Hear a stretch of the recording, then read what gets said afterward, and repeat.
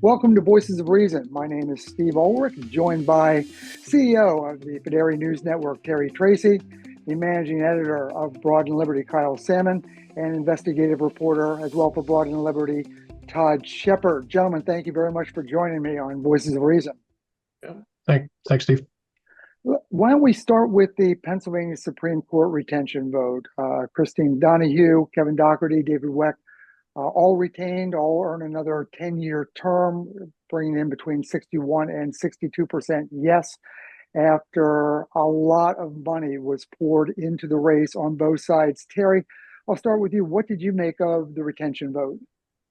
Well, I would say that I was always somewhat skeptical of the strategy. I think that there were substantive arguments to be made against retention. Historically, both parties have supported incumbent judges when it came to the question of retention. This is an example of another political or historical norm being broken. But I think when you look at the issues that were raised by the advocates of vote no, they made some legitimate points. The one that resonated with me the most was the question of redistricting a couple of years ago. And there's been a lot of noise on the national platform about this issue recently because of the efforts in Texas by Governor Abbott, and then Governor Newsom in response, and Prop 50 in California this past election. And really, in many ways, this issue originated by what the Pennsylvania Supreme Court did by redrawing lines in the middle of in the middle of the period. And it wasn't just that they threw the maps out, although the call was questionable either way. The fact that they did not kick the redistricting process back to the legislature where it belongs and effectively drew the lines themselves in a way that heavily favored Democrats, I think was a major issue. And I think that the vote no crowd was right to raise the issue and to ask voters to consider not retaining these judges as a result. But still, the strategy was questionable. I think where things went off the rails for the vote no people was in poor execution. As I understand it, there was a considerable amount of money spent in the vote no effort through the summer months and early into the fall. And then they went dark more or less a couple of weeks before the election. Came down off of TV, direct mail that had not already been paid for had stopped. And this creates all kinds of problems in a cycle like this where the electorate doesn't really plug in until 2 or 3 weeks before anyhow. I mean, it is typically a low turnout kind of cycle where folks don't really know what's going on. And so by creating that void when most people started to pay attention, the vote no people, they effectively took their players off the field before the game started. And as a result, the vote yes advocates were able to fill that void with massive amounts of advertising that drove primarily Democrats, but the Democratic coalition and independents out to support the Supreme Court justices, nationalizing a race in a local cycle where Republicans had a lot of winning issues, particularly in the Southeast, particularly on issues like massive tax increases. And that was all drowned out by fighting again about Supreme Court justices and abortion and Trump. And it was a major tactical error. And so, I mean, you saw Democratic turnout up 25% in deep blue counties in the Southeast and Republican turnout up 3%. That math just doesn't work. Todd, you think about all the money that was poured in, not only from the Commonwealth Foundation, supported by Pennsylvania's richest man, Jeffrey Ash. You look at the Democratic Party, the National Party got involved. What do you think was a case of maybe the vote no people saw that they weren't going to win and pulled back? Do you think it wasn't mismanaged and allowed the vote yes people to step in and really flood the market at the end? Or was it just a pushback against the idea of billionaires coming in and doing something out of state? What are your thoughts? I mean, forgive me if I sidestep your question just a little bit to say it like I still think races are just different when it's a person versus a person, as opposed to a person seeking retention. And so the strategy just has to be different there. And I mean, look, I also think, especially when you're trying to capture some independent votes, which you're obviously going to need in any kind of effort like this, if you're on a vote no campaign, you've got to get I mean, the case to make to someone to get them to actually vote to not retain a judge, I think that's a higher bar actually than just like I'm going to vote for person X for, treasurer or district attorney or whatever. It almost feels like that you almost like, especially, and again here I'm just talking about independents. I think for a lot of them the bar is not whether I disagreed with a ruling or two. Civically minded people expect to disagree with their judges and justices on at least a couple of rulings, right? I mean, this is why Supreme Courts in states all over the country have non-unanimous rulings, right? There's disagreements about the law. So so if you're an independent, you go, was any of this like corrupt? Did any of this rise to the level of malfeasance, or just a dereliction of duty? And so I think it's just a tougher bar to clear, and that's why I think that it's the original race to get elected that matters the most, because I think retention is a much safer election. In a way, I think it's comparable to the fact that once you're elected to the House of Representatives, either in the Commonwealth or federally, you have the advantages that come with incumbency, like you send out mail that has the U.S. House of Representatives on the top and those kinds of things. So it's that much more difficult. So I don't know that I could necessarily talk about how the money was spent and when. Well, Kyle, let me build upon that, because when you look around the Commonwealth and the important mayoral races in some of Pennsylvania's largest cities, whether it was Scranton, whether it was Erie, whether it was Allentown, where it was Pittsburgh, democratically controlled areas, sort of are going to bring out more Democratic votes. It made it even really seem like more of an uphill climb for the no voters, if you will.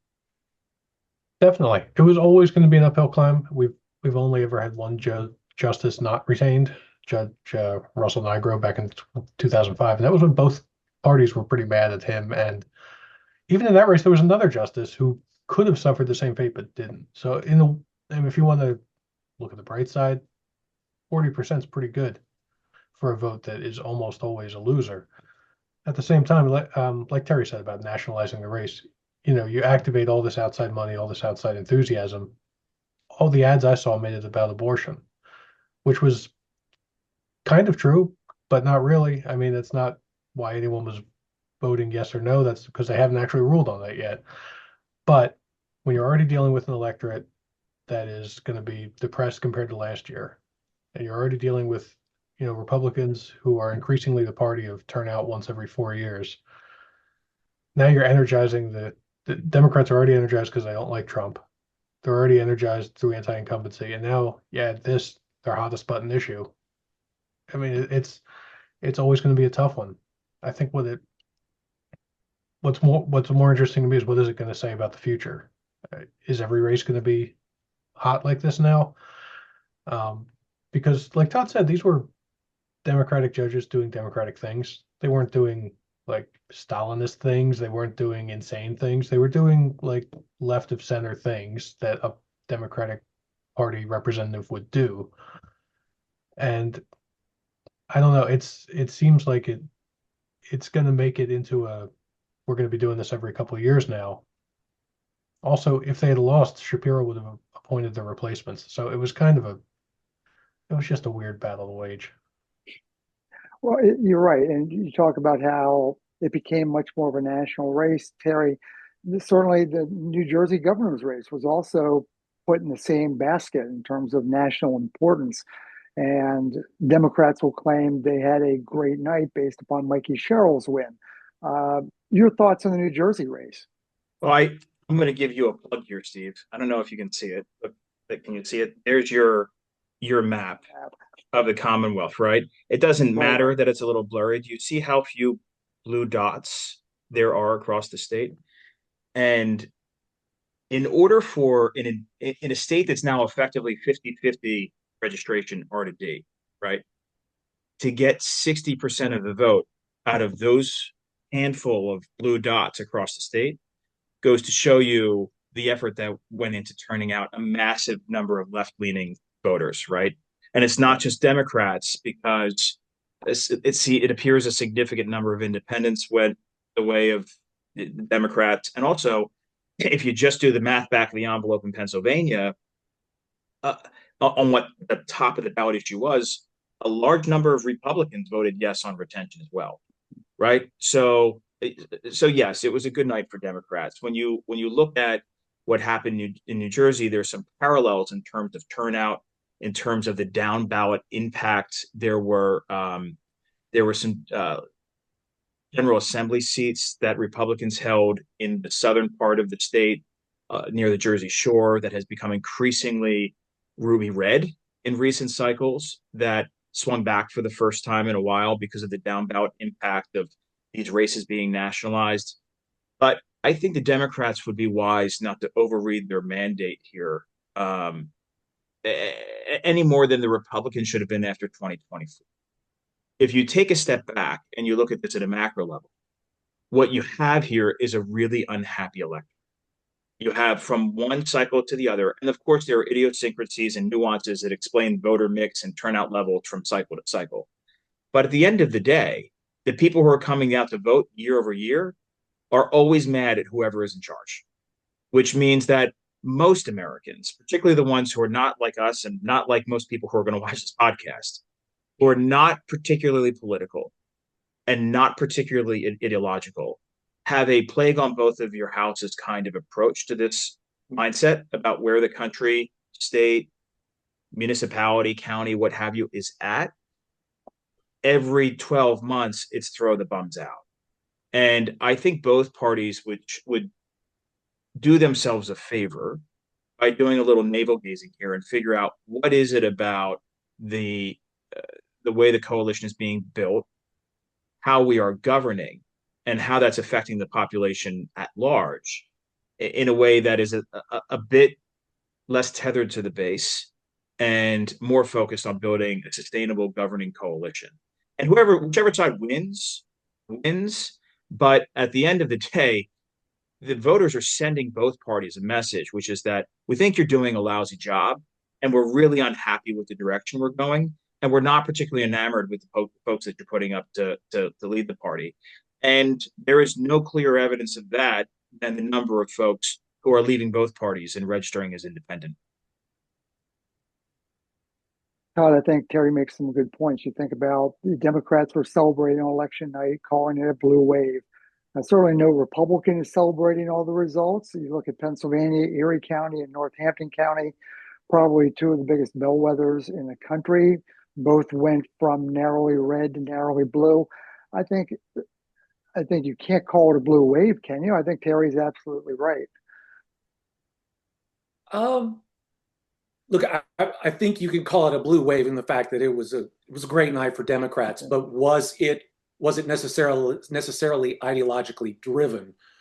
Maybe is the question there. Look, I kind of keep comparing this in my own mind back to Glenn Youngkin's victory in 2021, and it goes back to what Terry was just saying. It was kind of it's anti the new White House occupant. And Youngkin happened to be blessed by this incredible Terry McAuliffe gaffe where he said parents shouldn't be, they shouldn't have a say in their kids' education, which was just kind of like mind blowing. And there wasn't any sort of like big, from everything I saw, the New Jersey race looked kind of like good old standard American politics. And I didn't really see any major gaffes, no October surprises. And so, yeah, largely, I think it was sort of it was a referendum against the current incumbent of the White House. So yeah, I still think, there has been this little sliver, maybe as much as 10% of Trump voters who really have been these independents who are swinging exclusively on economic issues. And I can tell you that in the last year or the last 6 months, really, my Twitter feed has been full of all kinds of really different people who are upset with different economic policies, whether it's like soybean farmers or manufacturers and who have been impacted maybe by a tariff or something like that, or whether it's really sort of maybe a first generation immigrant family who, they were so frustrated with the inflation of 2023 and 24, voting for Trump felt like a natural, we have to change something, but are now still waiting for whatever that price that sort of signals in their mind that, if this price would just go down, then we finally gotten past it. So I think there's a core of those people too, who are up for grabs. They just have been for the last 4 years, and they will be for at least another 2.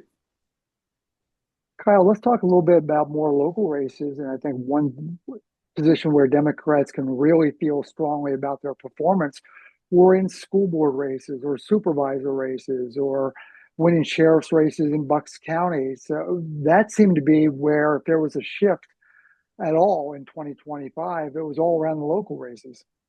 Definitely. And you saw in the year leading up to it, I know Politics BA has published some of these numbers, is that the registration gap has been narrowing, and that looked like it would indicate the opposite of what we actually saw on election night. And I think there's a few problems there. One of them is what we saw in Lancaster in January is true here too. People turn out for the off years in different proportions than the ones who turn out. And like I said, when I was 25 years ago, a Republican committee man in Philadelphia, and it was raining, we were always happy because we're like, our people turn out in the rain, our people turn out in the snow. Nobody cares. We will vote every time. It's the opposite now, at least in the coalition that Trump has built. And our party, meanwhile, both parties have atrophied locally, state, nationally. They don't drive the vote out anymore, but also our party was used to not having to. Democrats, I think, were used to having to turn out the vote. And they also have unions that the ones that are still affiliated with them or allied with them, I should say, they get their people out. Republicans don't have that. They need to get it, I think, because you could register everybody. I mean, look, Republicans won Pennsylvania multiple times while suffering from hundreds of thousands more Democrats on the ballot than Republicans. On the voter rolls than Republicans. Right. So registration, it tells you one thing, but it doesn't tell you everything. And I think, in places like Bucks, people were energized. They were energized to be against Trump, which is a dumb reason to vote for school board, but because he doesn't have anything to do with it. But it's how people think, and it's tribal politics, and what drives a lot of people's political alliances is who they hate, not who they love. That's messed up, but that's also human nature, I think. And what's getting them out to vote is that they don't like that guy in the White House. Just like what got Republicans out to vote a year ago was they don't like that guy in the White House. Yeah, Terry, now that the Pennsylvania state budget is finally resolved after a 135-day impasse, I think some people are asking the question of whether or not there will be any long-lasting impact on Governor Josh Shapiro on not being able to get a deal done faster. Will Republicans be able to make that stick to him as he moves forward toward another gubernatorial run against likely Republican candidate Stacey Garrity? It ought to, but Delaware County just raised taxes 50% in the last 3 years, and the Democrats there who are in charge beat their Republican opponents 2-1. So apparently it pays to raise taxes just as much as it pays to not pass a budget for 3 years in a row on time.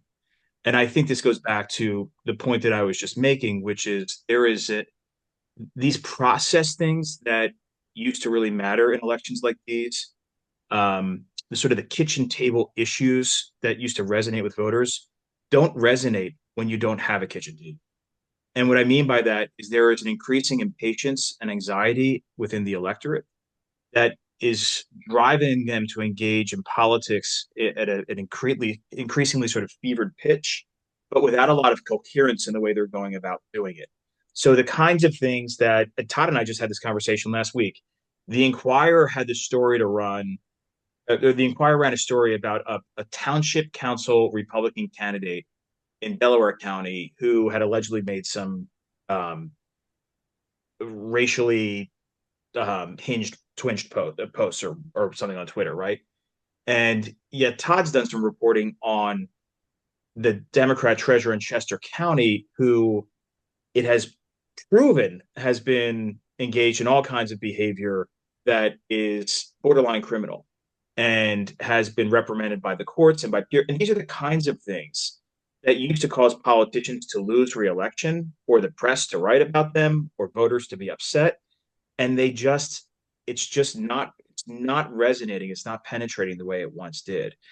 And so, yeah, I mean, the governor ought to have a problem. I think it's bad that the governor can't pass a budget on time. I think it's bad that the governor is too hands off. I think it's bad that the governor deletes emails when he's called out on things. I mean, there's things that I think are all kinds of issues with the way Josh Shapiro has not been the governor that has been advertised. But will his PR operation overcome that such that the average voter will not care?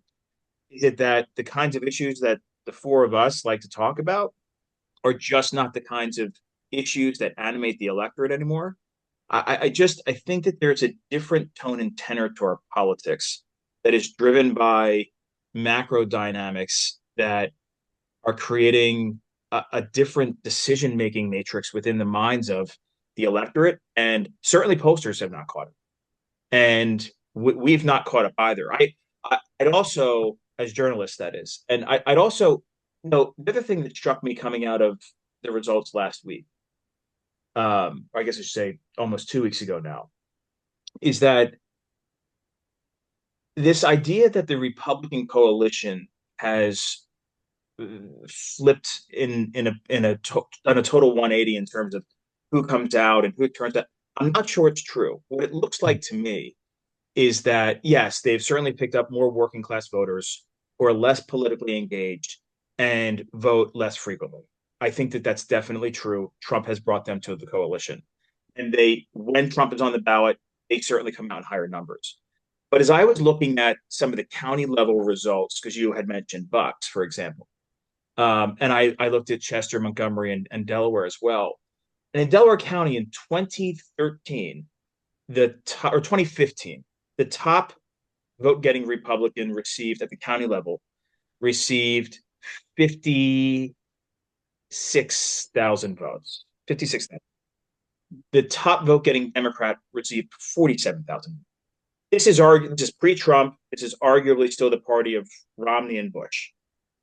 Fast forward 10 years later, 2025, the top vote-getting Republican in the party of Trump at the county level receives 59,000 votes, which is a roughly 4% increase. The top vote-getting Democrat received 117,000 votes. So in terms of absolute value, the same number of Republicans roughly as 10 years ago are turning out in county level races. Maybe there's an incremental by a couple of points, call it 5 for the sake of argument, across these southeastern counties. But you've got a 25% boost in turnout. 25%, 47,000 to 117,000. 70,000 more Democrats are now coming out to vote in county elections.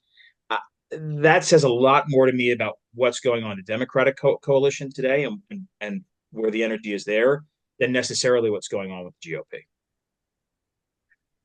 Todd, let me follow up with what Terry just said. Just when you look at the results, when you look at those kind of numbers, what maps are showing us, it just seems like 2026 is going to once again show Pennsylvania as the purplest of purple states. Is that a fair assumption? Oh, sure, I think so. And so that means the race to watch will be CD1, Brian Fitzpatrick, the purplest congressional district of all the congressional districts in the purplest state. Back to your question though to Terry about will any of this affect Josh Shapiro? I think part of the other answer here is the governor is very benefited from the fact that look, I realize that not passing a budget is not the same as a shutdown of the federal government, but really, with this latest federal shutdown, as I was listening to a lot of different political podcasts over the 40 days or however long it lasted, everybody kept saying the same thing. You know what? These things just don't matter. Like the first one in 1995 was an earthquake. I mean, it was just, wow, the government shut. And now, look, we've been through I don't know, 6, 8 of them. So I don't even know. And the truth is people understand now they're an inconvenience. You might have some flight delays. A federal worker you might know in Northern Virginia might have, a paycheck or two interrupted. Maybe your passport sent to the State Department for renewal gets stuck, and there are some inconveniences, but give it a month and things will iron themselves out. And so I think that even though it was, again, it's not a federal shutdown, I think the governor benefited from this sort of understanding that all of those federal shutdowns have built now in the electorate. The other thing is I still think that there's just a difference in the way the average media consumer retains the media that they get. And when I say that, I mean, they just remember national news a lot better than they remember state and local news. Mm-hmm. I don't know why that is, but I think that that's true. And so for Josh Shapiro, maybe a shutdown might have affected a president back in the 90s or the aughts. They don't so much anymore, but now a non-passed budget, I mean, you can sort of say, well, this goes against your whole getting stuff done mantra and your branding, but still, as to whether it's actually going to change somebody's mind, that's still I'm not going to say it won't do it, but it's still a difficult climb if you're Republicans running ads or whatever. But think about the level of dysfunction here that Americans have not just grown accustomed to, but now tolerate, right? So Congress can't pass a budget. The government can't stay open. The executive branch rolls out executive orders that get rolled back every couple of years. The state can't pass a budget. The state can't balance a budget. The state can't manage its reserves. Counties are raising taxes by the kinds of tax increases that would have gotten any political party or any politician obliterated 10, 15, 20 years ago. That doesn't matter. School districts raise taxes to the max, most of them, or many of them at minimum, every single year. Income taxes are passed because local municipalities can't balance their budget. And it is a massive level of dysfunction that at this point people are so, and maybe it's because you remember the old the old debt clock, right? It was like, oh my gosh, once this hits a certain number, the whole world's going to explode, and that's going to be the end of it. And it never happened, and so it became sort of a Chicken Little dynamic. Todd's point about the number of shutdowns and tax increases, and you've got falling test scores in public schools and ever rising taxes.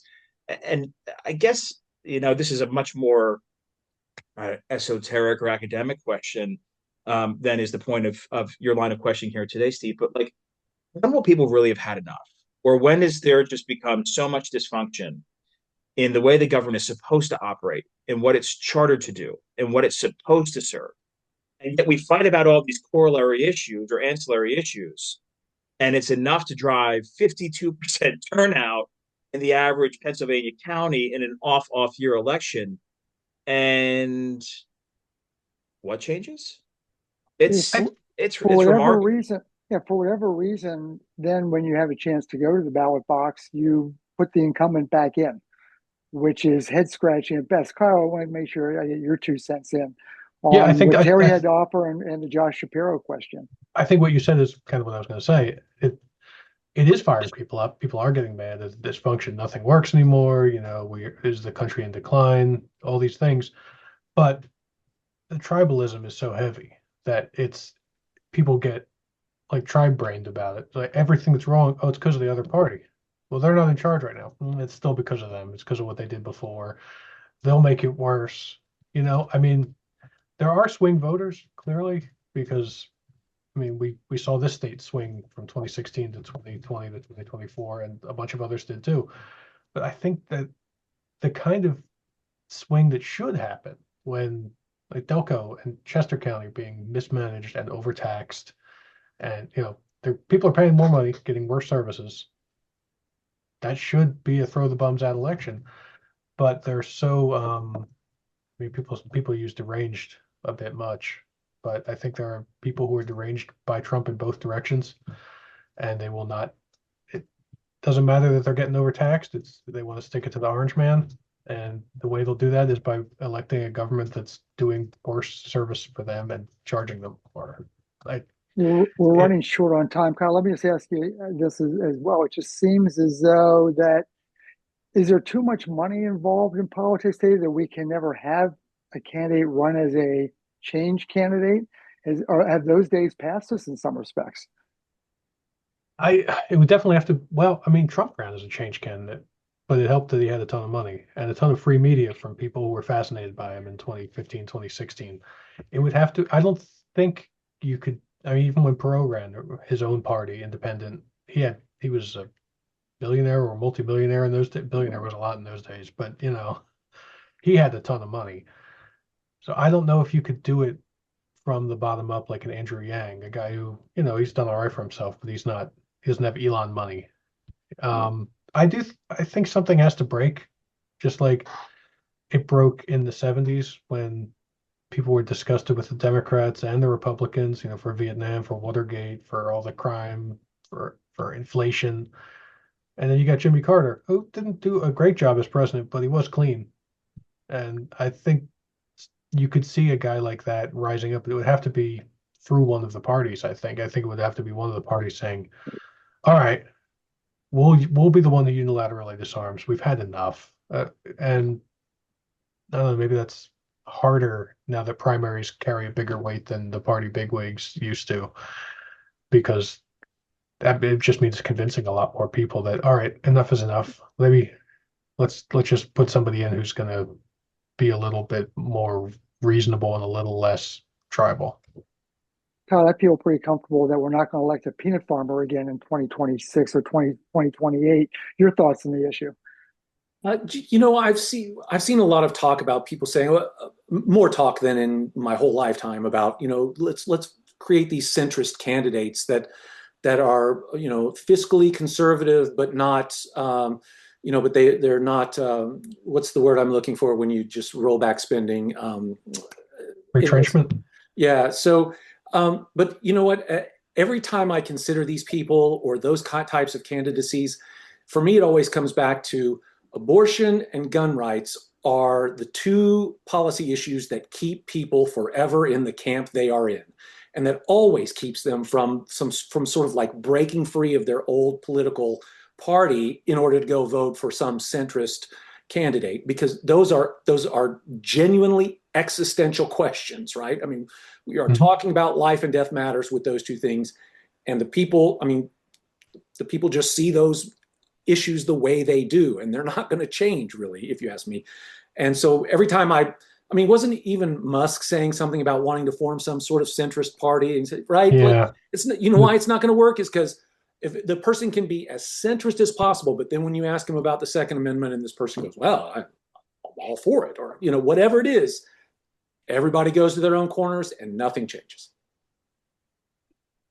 Terry, we'll get out of here on this one. I've always kind of thought to myself that a true moderate is the Democrat who will go in and vote for a Republican or vice versa.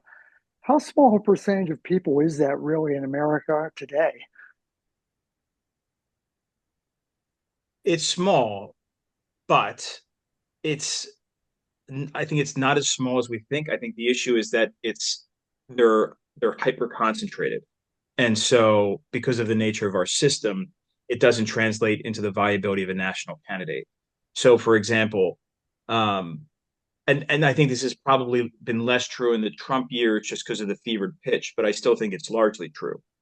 You'll get Republican governors in Maryland, in New Jersey, in Massachusetts. Vermont, of all places, has a Republican governor that's on his fourth term, I believe. Mm-hmm.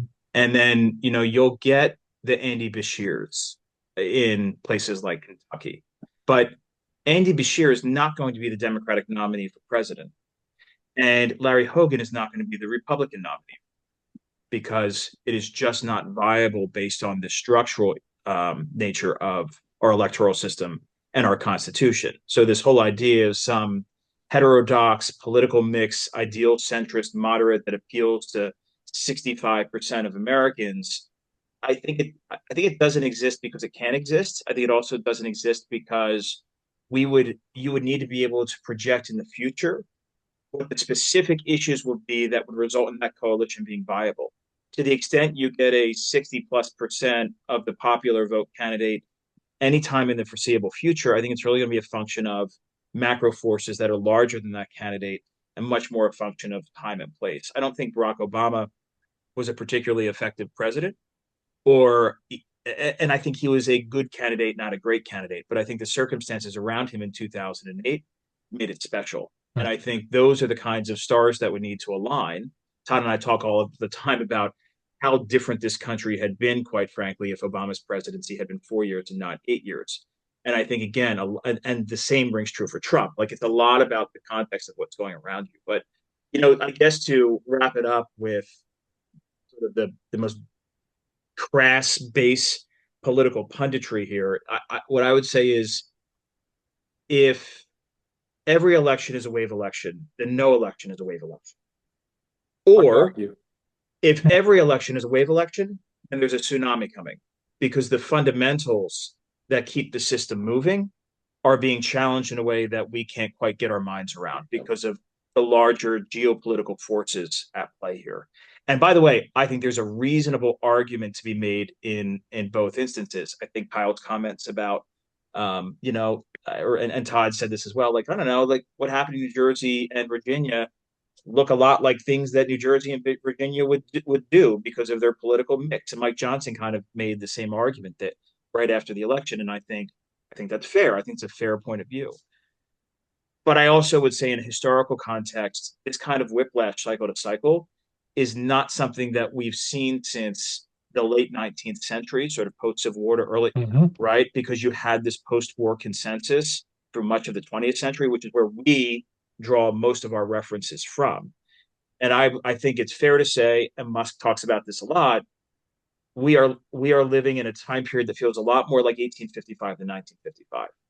And it is very possible that a set of events could have a cataclysmic impact, not necessarily on the viability of the republic, but just on its politics, in a way that there's something that is in the offing here, that what happened 2 weeks ago was very much a canary in the coal mine.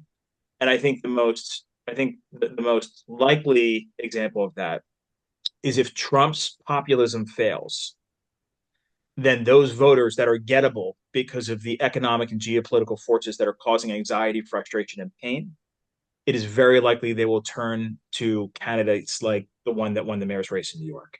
And that could become a much, much more viable impact, socialism, in national politics than it has been at any point in our lives. And that remains to be seen. But I think those are the macro questions before us. And we'll have to leave it there. Sounds like we'll have to reconvene this roundtable for another conversation at another time. My thanks to Terry Tracy, the CEO of the Fideri News Network, Todd Shepard, investigative reporter with Broad and Liberty, and Kyle Sammin, managing editor of both Broad and Liberty and PhillyDaily. Our thanks to you for joining us today for an enjoyable conversation about the 2025 election and its impact. For all of us associated with Fideri News Network, for Politics PA and Voices of Reason, my name is Steve Ulrich. Thanks for joining us. Now on Voices of Reason, I'm pleased to be joined by the founder of Breaking AC, Lynda Cohen. Lynda founded Breaking AC back in 2016, starting out as a startup, really trying to find a different avenue to bring news to the local area, and has grown over the last 10 years, joined the Access Network, now part of the Fideri News Network, along with Politics PA, Voices of Reason. Lynda, thanks so much for joining me today. Thanks for having me. Let's start by talking about in Pennsylvania, it was the Pennsylvania Supreme Court retention race, which drew the attention of the nation. But the other side, go across the river, the New Jersey governor's race obviously was a focus of national attention. And let's talk about the victory by Mikey Sherrill. Yeah, it was interesting to see how big the victory was compared to what people were thinking, that it would be a lot closer. I was going to say, certainly for the people that are in our area in southeastern Pennsylvania, you're constantly subjected to the Philadelphia TV market, and it seemed like Chiarelli was all over the place in terms of trying to get his message out, but in the end, it didn't really seem to resonate. Right. And now in our area, especially Atlantic County is known to go more toward the Republican side, except for Atlantic City and Pleasantville, which of course Atlantic City most people know, and Atlantic City is the one that has the most to gain or lose, I guess, as far as who is in the governor's seat because of the relationship that there is, that takeover that happened of Atlantic City years ago that they're looking to reignite, to re-up that. And it's always been looked at, Atlantic City has tried to play it as this partnership, and that's kind of the way they're trying to go. They had a really good relationship with Phil Murphy's office, especially with the lieutenant governor who passed away, Sheila Oliver. She had a really good relationship with the mayor of Atlantic City. They even named the new courtyard outside City Hall after her. So there was that history there. Do you get the sense from what you're hearing so far that Cheryl is going to keep up that same type of relationship? I mean, it sounded like she was. She did make an appearance with the mayor when she was running. So I think that's been a big thing. Mayor Small has always been very vocal for the party. I get the sense that in Atlantic City, just like in southeastern Pennsylvania, it wasn't necessarily a blue wave, but there were some Democratic wins. Just like in Pennsylvania, we had school board, local races like supervisor, which went from red to blue. That happened in Atlantic County as well, didn't it? Yes, in our legislative district, we had 2 Republicans. That one was unseated by actually a newcomer Democrat. So that was interesting to see. And I think what kept it from being both of the seats actually turning to the Democrats was the one who won was Don Guardian, who actually was former mayor of Atlantic City. He's very well known in the area. He's he's able to reach across that, I think. It was interesting because when he became the mayor of Atlantic City, it was the first openly gay white Republican to become mayor of Atlantic City. It was a shock when it happened. So it's interesting to see that he's the one who kept his seat. Do you get the sense that there was disenchantment with whether it was New Jersey's administration or the Trump administration? Why do you think that seat ended up changing? I think you have a lot of people who feel, it's a very toxic environment right now, politics. It's not even whether you're Republican or Democrat, it's whether it's, this whole hatred on both sides, I think. And it's become more about who's going to win. I say it feels like more like you're rooting on a football team than it does the future of local politics or the nation or anything. So, whatever your guy does wrong, it doesn't matter, kind of thing, like, well, we're going to root him on anyway. So I think that there's a lot of pent up anger there. We've seen a lot of these, the No Kings protests. That's been big in this area. So I think you have a lot of people who may have been trying to send a message and were making sure they went out. People who maybe don't always vote, don't always make sure they get to the polls, were making sure this time. Then you make a good point about the jersey wearing. I mean, certainly Giants fans never root for the Eagles and vice versa. And you kind of say to yourself, well, if I'm a registered Democrat, can I ever go into the ballot box and vote Republican, or Republican ever vote for a Democrat? Or are we just too polarized at this point? What do you think? I think in the past, you would see it, more often, especially at the more local level, because the people. You might know them beyond their party or beyond the platform. But nowadays, because things are so contentious, I think it's a lot harder for people. And people have so much stood their ground with where they fall onto both sides these days. I think it's almost difficult for them to even acknowledge, okay, maybe I was wrong, or maybe things aren't going the way I thought, or maybe things are better than there's both sides of it. So I don't know, but once you get into the booth, I guess it kind of depends. I mean, I know there's been times I've gone in there and kind of closed my eyes and just. Did the school board races go along the same way in Atlantic County? Are you starting to see a shift at all there, or was it pretty much status quo?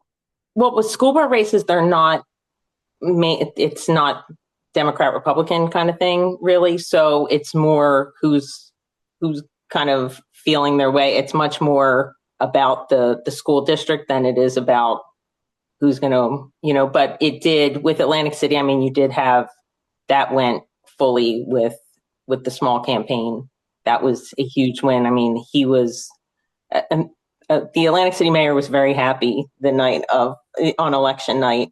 I don't know if anybody saw that video, but he made sure to get in everything that he could, and he did not back away from the legal problems that he's having. He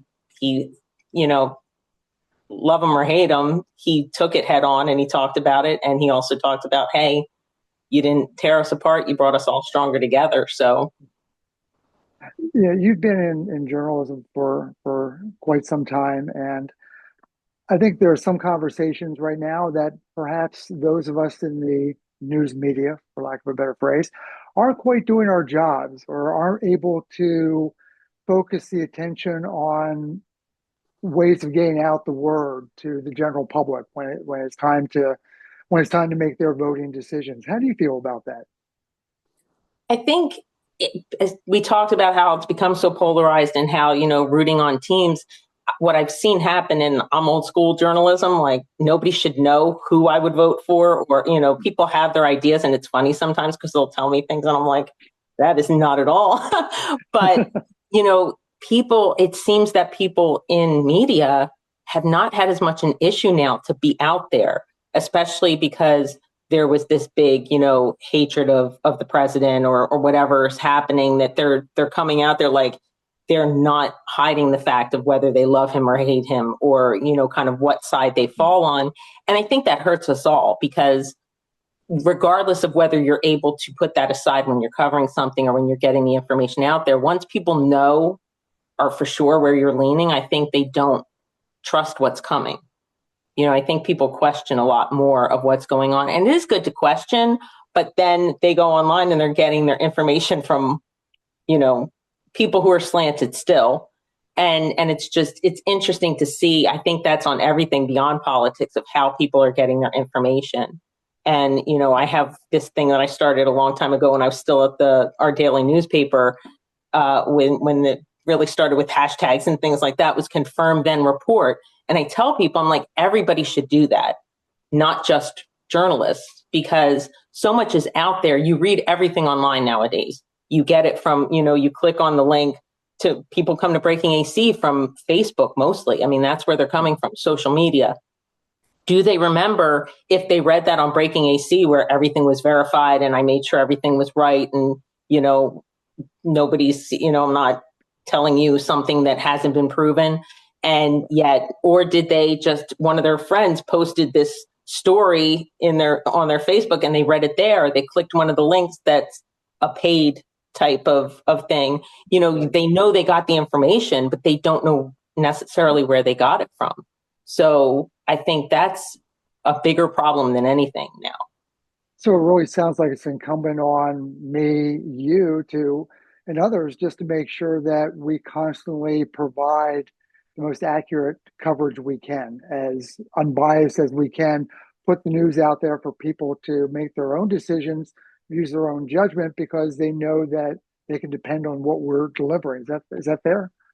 I think so. And I think that's why it's so much different now. I mean, media has changed so much in that we're able to have interactions with our readers. We're able to hear what they're questioning. And I know when I first started it, when I would reply to people in the comments and talk to people in the comments, it was, well, why are you doing this? Just don't even look at the comments. And I was like, but they're asking, like, there's questions. And yes, sometimes it's a troll just trying to start trouble. I'm like, but what if somebody else is reading that going, yeah, why did she put it that way? Or why is this, or why is this happening? I think we have the opportunity to inform people like we never had before because we're able to find out what they have questions about. But I think there's still that older mentality of, well, we're the news and we're just going to tell you. And I think that's grown into some areas where we're going to tell you what to think rather than saying, okay, here's what we know. Here's what we've confirmed. You decide what you think, but use all of this information that's accurate. Don't use what, the forwards Aunt Helen's sending you saying, this one's worshiping the devil and this one's on Epstein's list that hasn't been released. It's kind of knowing where you're getting the information. And I do pride myself in that I do have people that will message me on Facebook and be like, hey, I heard this. I didn't want to share it. I wanted to go to you. I haven't seen it on Breaking AC, so I'm not going to trust it till you tell me. And I take that. That's a privilege for me that people are able to come and be able to trust that. And I think that we can all do that. This isn't rocket science. It's real journalism to be able to give people information. I mean, I think most journalists we're nosy by nature. We we want to look into things. We want to find out what's going on. It's all about lifting the veil, but it's lifting the veil for everyone. It's not going, oh well, we like this side, so we're not going to really dig into that. We'll dig in over here. So I think that's, and I think that people can have their own opinions behind the scenes. I worked with a woman at the newspaper years ago. She's retired now, and she's out there protesting and everything. But she was so far left, she was right type of thing. But if she covered the Republican convention, you would have never known. You wouldn't have known where she leaned. You would know in the newsroom, she'd make it. But when she covered anything, she was straight down the line. She would tell you what was going on, and she would inform you. And that's what people should be doing. We're allowed to be human beings, but we still have to give the information. You mentioned earlier about how, you grew up in a newsroom and you were surrounded by people who were out there working for stories, meeting people. You're probably sharing ideas. We just don't have as much of that anymore in today's media. Would you agree? Yeah. And I say that all the time. I feel bad for the younger ones coming up in news. I mean, I know when I was in the newsroom, we would hear about the good old days when you had, the bottle in your desk and people went out and drank all night afterward. But I think that I really was in a lot of the good old days, which was you could come back from something that you had all this information and you'd be able to kind of talk to each other and bounce it off of other people and have people question, have editors that you sometimes, butt heads with, but it was in a good way. You got the information that way. And now a lot of it is cut and paste journalism, I call it. We wait till the press release comes out and then we cut, and I'll look at other things. I'm like, how do you put your byline on that? That's exactly what they sent us. Like, okay, report that information and people share it, but you're forwarding information, you're not reporting information. But they're not learning any different. Newsrooms are short-staffed. It's just, okay, you need to get this out, get this up, get this on. And it's not about looking into it deeper. It's not about understanding what's going on. And if the reporter doesn't understand it, then how are they going to explain it to the public? And that's the whole thing. And that's the thing we have to remember is that we're not here for us. We're here to get the answers for them. Do you find that given today's 24-hour news cycle, the attention span of readers, that there's just very little room anymore for long-form journalism when it comes and long-form reporting? Where are we really down to maybe just 300 to 500 words? And as you said, just get the story out? Right. I think we were talking about this not that long ago with the rest of the group that, for the younger people, they're getting their news from TikTok and Instagram. It's not, and it's very short, and they'll sit at their phones for hours and hours reading, like watching all of this, but it's in short little chunks. But I do notice that if it's something, I think it teaches us kind of to be more selective in what we go deep into, because there are those stories that, okay, I want to know more about this. I want to know, Netflix is full of true crime stories because people want to know more. Crime stories that happened 10, 20 years ago, and people are watching this going, oh my gosh, and looking up more. And you have these acting as their own investigative journalists to see what's going on. So I think we just have to pick and choose. We have to understand our readers. And that's a difficult thing to do sometimes. But, it's just kind of being out there and doing what we do, especially with local journalism.